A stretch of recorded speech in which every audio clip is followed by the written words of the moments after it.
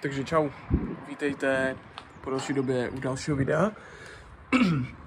Dneska to bude opět video týkající se tady bavoráka. A konkrétně, co se bude dít, jak můžete vidět, tak já už mám motor tak nějak na půl vytáhlej.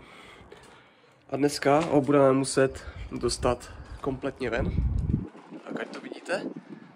Jo, vidíte, že už není úplně v autě, takže dneska ho musíme vytáhnout. Je teda už na paletě, na paletě ještě guma, takže vlastně sedí na tom.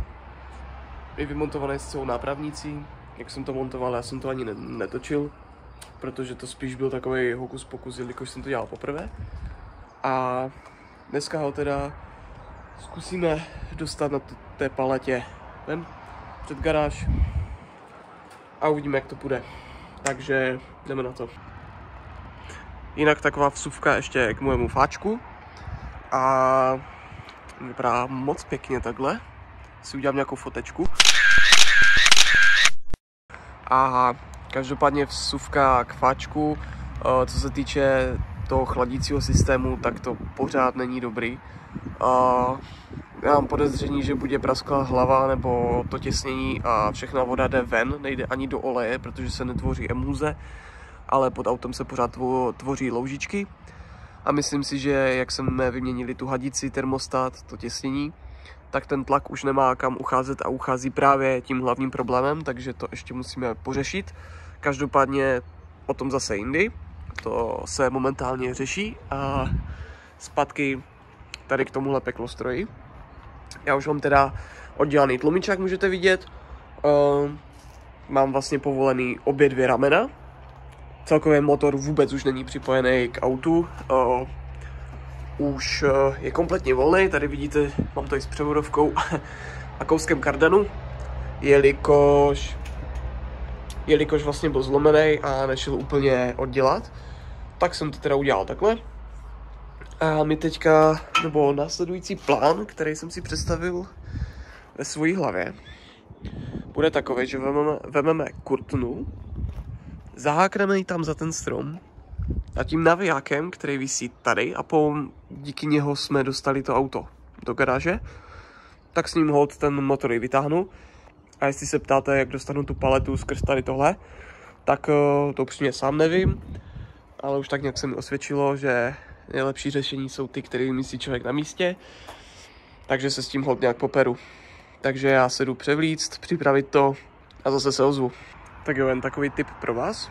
Mám tady nachystanou kurtnu, pořádnou na 5 tun, vlastně i s tou obrovskou račnou, ale tahat to budu tím navijákem.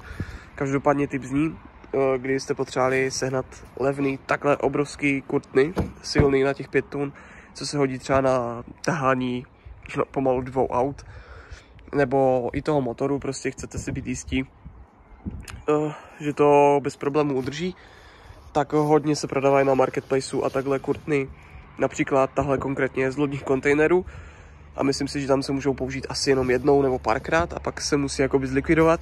Každopádně té kurtně takhle nic není nějak poníčena, spíš tam to jsou čistě bezpečnostní nějaký pravidla. A konkrétně většinou si ty kurtny prodávají okolo 200-300, takže úplně super věc takhle do garáže a jdu teda pokračovat a zase se ozvu. Takže už to mám úspěšně venku, krásně na paletě, tak ať jde zavřít i garáž, všechno pryč. Mám to jenom teďka takhle nešikovně před garáží, to už se doladí. To je detail, každopádně teď vám povím, jak jsem to udělal. Nechtěl jsem mi to natáčet, chtěl jsem to mít co nejrychleji, protože si ještě potřebuju na zítra uklidit v garáži, ať se můžeme vrhnout na vlastně karoserii a přední nápravy.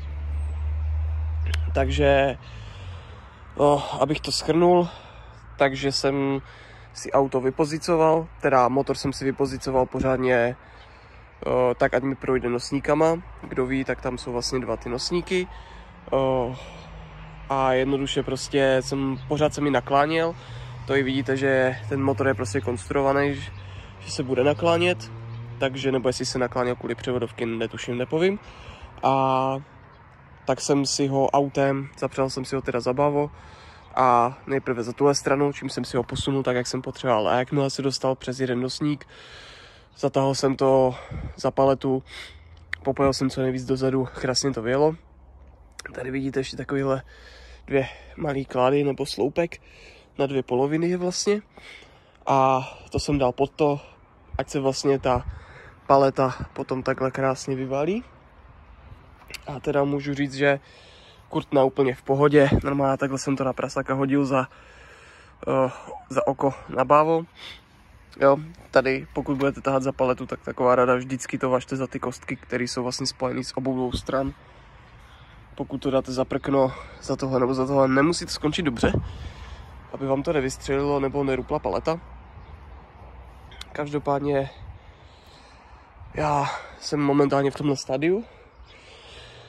Rád bych ten motor dotáhl někam tamhle do těch míst a říkám, je na prodej, co nejrychleji jde pryč. Je to 4válec, 1.6, je úplně v pohodě. Měl jsem ho i nastartovaný, startoval úplně v klidu, žádná emulze, nic, krásně čistý. Jo, ten, kdo to měl přede mnou, se o to staral. Tady možná jde vidět, že to je asi koroze, ale jak z toho vytekla chladící kapalina, tak byla úplně čistě modrá. Takže jako i chladící systém je v pořádku. A vlastně jenom teďka je sundaný sání k tomu mám. Ten motor je kompletní i s převodovkou, jiný co tak nápravníci si teda beru.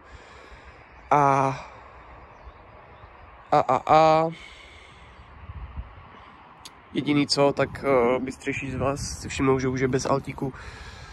Ten jsem shodou okolností prodal takhle pěkně narychlo.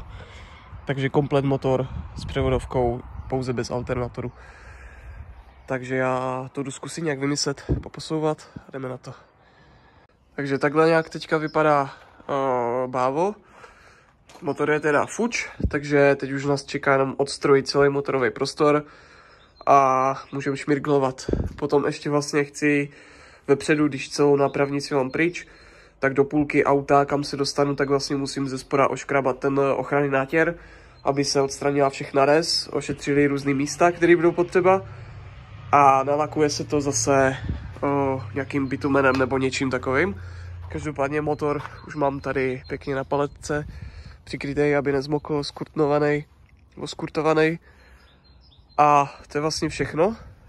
Takže já díky, že jste tohle video dokoukali až do konce a uvidíme se příště.